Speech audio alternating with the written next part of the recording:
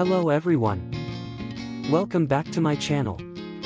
Today I'm show you Windows 11 build 25120. First you can see search box on the desktop that enables you to search the web.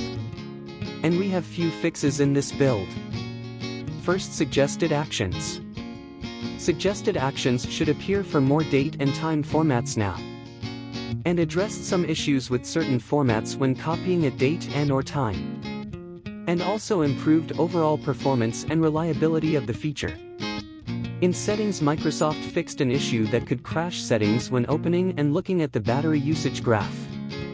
Also, Microsoft improved performance of displaying Wi-Fi networks after enabling Wi-Fi from the Wi-Fi section of quick settings. In Task Manager, Microsoft addressed an issue leading to some unreadable text in the performance page when a contrast theme was enabled.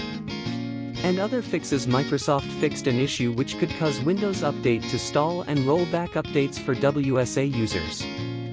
Also did some work to address a stutter in the progress wheel animation when upgrading to a new build. Thanks for watching.